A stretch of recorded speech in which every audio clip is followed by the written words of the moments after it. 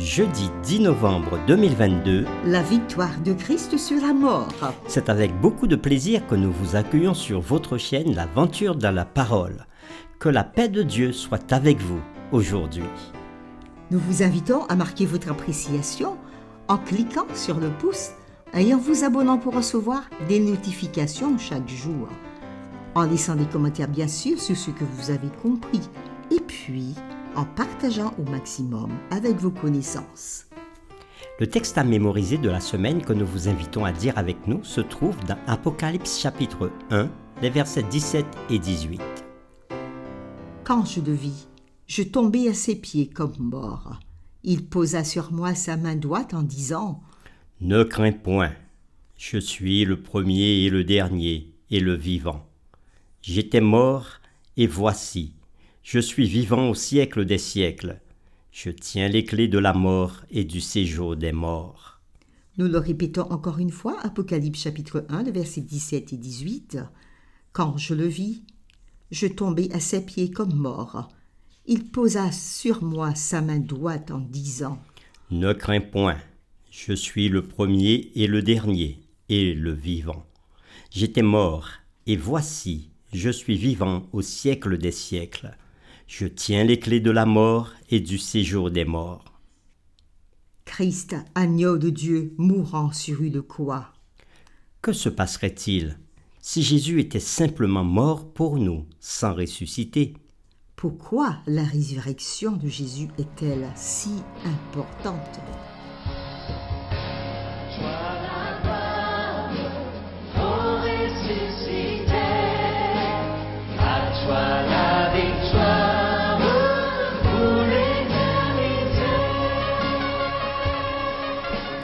C'est en parlant de la résurrection de Christ et de toutes les preuves convaincantes qu'il nous a données pour y croire que nous répondrons à ces questions.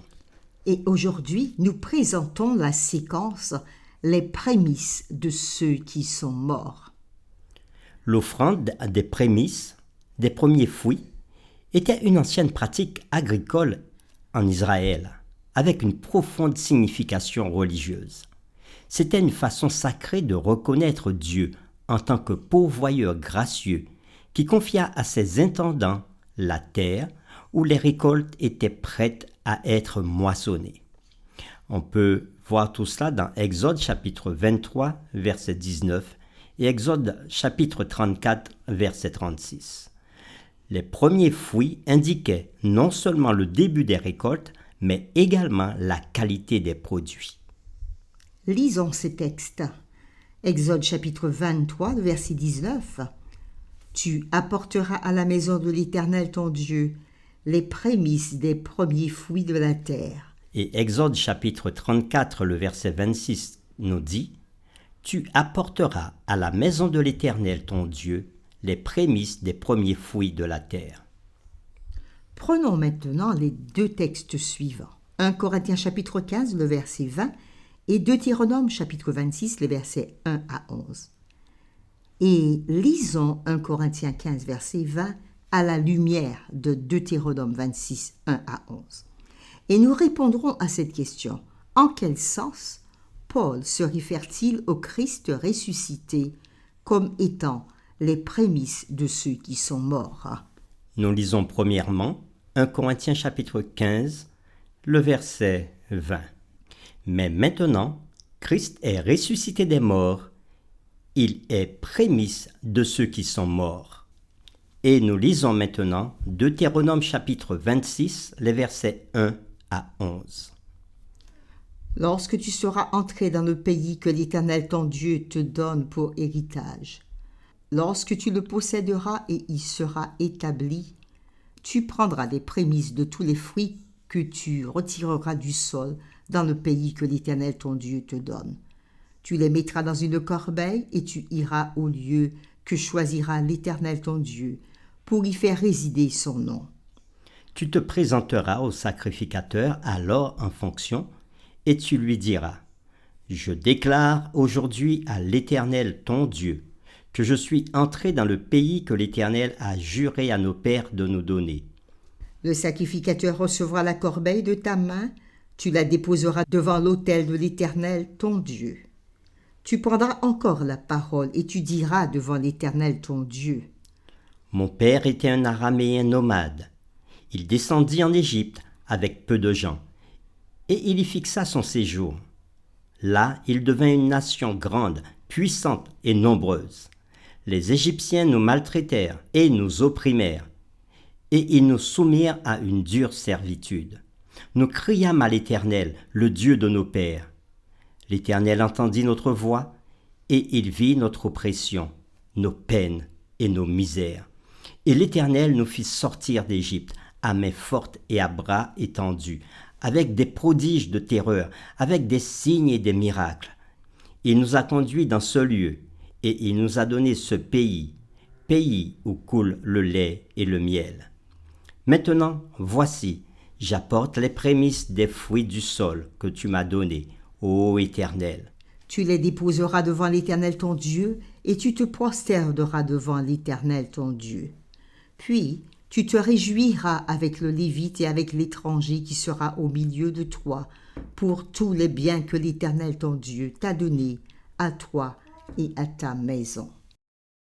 Après la lecture de 1 Corinthiens chapitre 15 verset 20 et à la lumière de Deutéronome chapitre 26 versets 1 à 11, nous reprenons la question: en quel sens Paul se réfère-t-il au Christ ressuscité comme étant les prémices de ceux qui sont morts?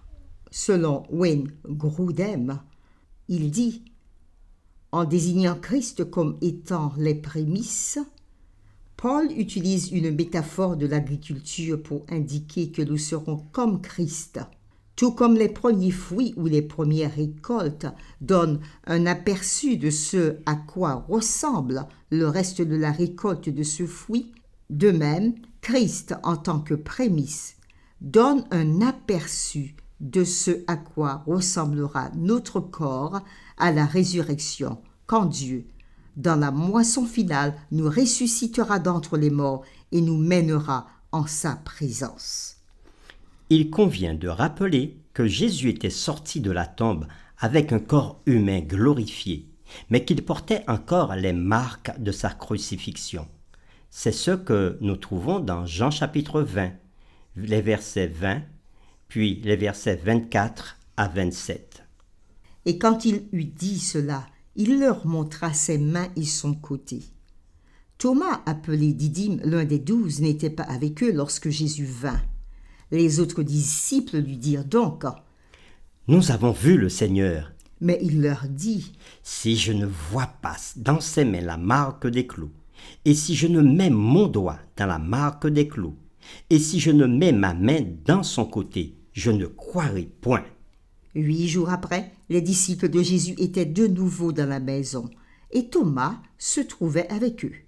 Jésus vint, les portes étant fermées, se présenta au milieu d'eux et dit: La paix soit avec vous. Puis il dit à Thomas: Avance ici ton doigt, et regarde mes mains. Avance aussi ta main, et mets-la dans mon côté.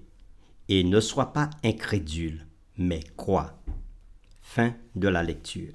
Cela signifie-t-il que les enfants de Dieu ressuscités porteront également les marques physiques de leur propre souffrance? Dans le cas de l'apôtre Paul, portera-t-il encore dans son corps glorifié une écharde dans la chair, comme lui-même il dit, ou encore les marques de Jésus?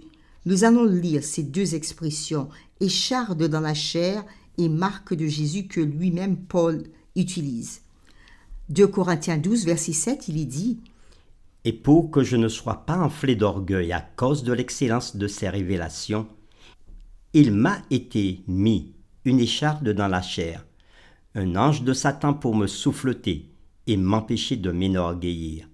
3 fois j'ai prié le Seigneur de l'éloigner de moi, et il m'a dit: Ma grâce te suffit, car ma puissance s'accomplit dans la faiblesse. Et dans un autre texte, dans Galates chapitre 6, le verset 17, l'apôtre Paul parle des marques de Jésus dans son corps. Que personne désormais ne me fasse de la peine, car je porte sur mon corps les marques de Jésus. Fin de la lecture. Jusqu'à sa mort, Paul porterait à jamais dans son corps les marques de la gloire de Jésus, dans ses yeux qui avaient été aveuglés par la lumière céleste, tel que nous le dit Ellen White dans le livre L'histoire de la rédemption à la page 283. Mais cela ne signifie pas que lui ou tout autre des rachetés glorifiés sera élevé avec les marques de leur souffrance. Lisons comment seront élevés les rachetés au retour de Jésus dans 1 Corinthiens 15, versets 50 à 54. Ce que je dis, frères, c'est que la chair et le sang ne peuvent hériter le royaume de Dieu, et que la corruption n'héritera pas l'incorruptibilité.